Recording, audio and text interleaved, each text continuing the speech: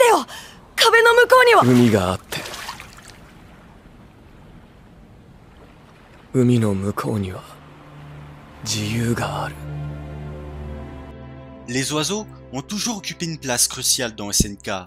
Leur capacité de pouvoir voler, accéder au monde entier en de simples battements d'ailes, apercevoir l'horizon depuis les cieux, autant les lacs de feu, les continents de glace, les étendues de sable, ou même le désordre de l'existence humaine, font des volatiles avant tout le symbole de la liberté.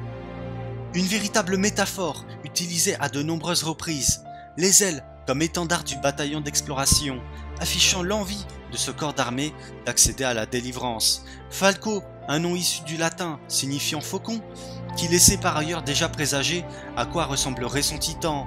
La représentation d'Eren, autant dans le chapitre 131 que dans le clip de l'ending de la saison 3 partie 1.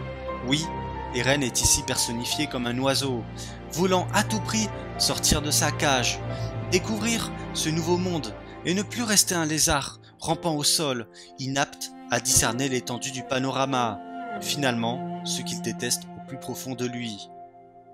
Mais alors, est-ce seulement une figuration? Peut-on y voir catégoriquement une transfiguration, dans le sens où Eren pourrait bien être l'oiseau? C'est une question que nous n'allons pas essayer de survoler dans cette vidéo. Accrochez-vous.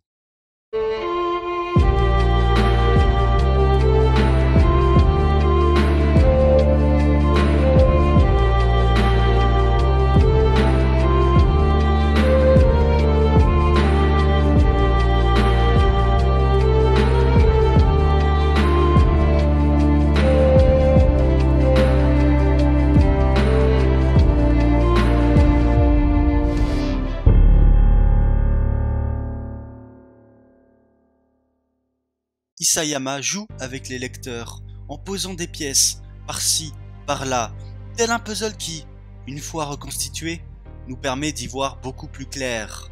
Vous vous souvenez de cette planche? À première vue, elle peut paraître anodine, mais contrairement à toutes celles qui sont à côté, c'est la seule qui reste bien mystérieuse. On part toujours du principe que les bribes de mémoire qu'Eren a obtenues via son contact avec Historia ont toujours été des visions en première personne de l'assaillant ou de l'originel.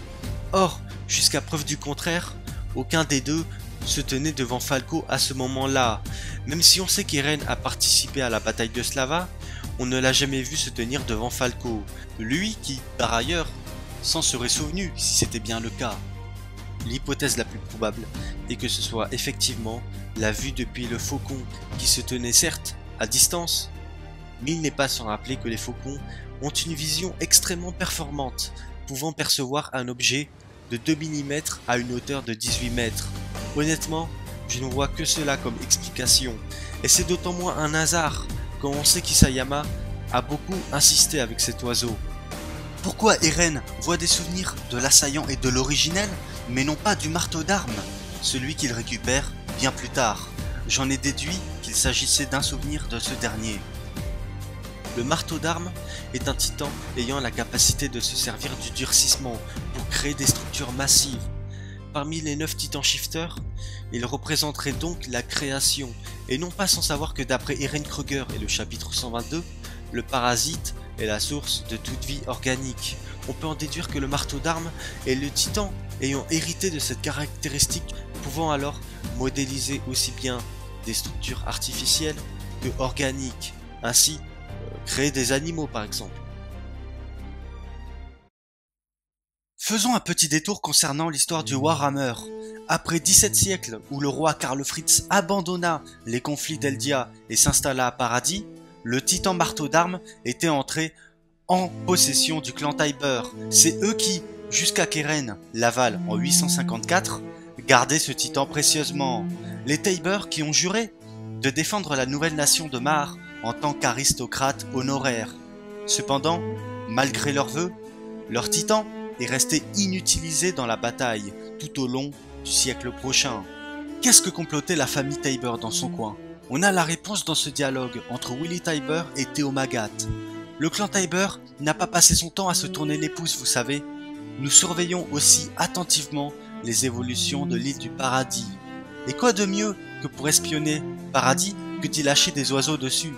Il est impossible autrement que les Tybur aient su quoi que ce soit de plus que les Mar concernant l'île.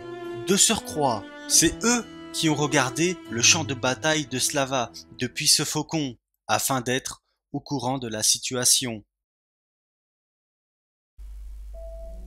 On apprend à la fin du chapitre 131 qu'Eren est dans un état soporifique, du moins c'est ce qu'on pourrait croire, et si finalement il était tout simplement en train d'user du pouvoir du Warhammer.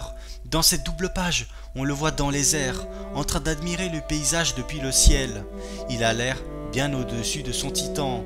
Or, c'est techniquement impossible, mis à part si effectivement il prend le contrôle d'un oiseau.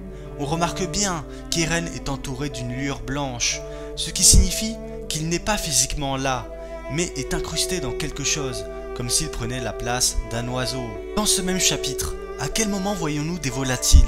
Tout d'abord, vers le début, le grand terrassement étant en marche. Ce sont des dizaines de corbeaux qui s'enfuient loin du grondement. Scan 120, on peut entrevoir ce fragment, laissant comme première impression une planche banale avec des oiseaux. Non, ceci est un foreshadowing du scan 131, et notamment de ce moment-là. Mais alors, qui regarde justement ces oiseaux en hauteur, sachant qu'aucun possesseur de shifter était en bas? Vous l'aurez compris avec ce gros focus, c'est effectivement depuis la vue de ce corbeau. Et qui est le mieux placé pour regarder les oiseaux en ce moment même? Eren. À la fin de ce chapitre, on aperçoit une mouette qui traîne autour du bateau de l'Alliance, jusqu'à même se poser devant Armin. Serait-ce Eren qui surveille les actions de l'Alliance? J'en mets ma main à couper. Et vous, qu'en pensez-vous? Pendant que le grand terrassement annihile la surface de la Terre, Eren, lui, accomplit son rêve depuis le ciel, celui de se sentir enfin libre.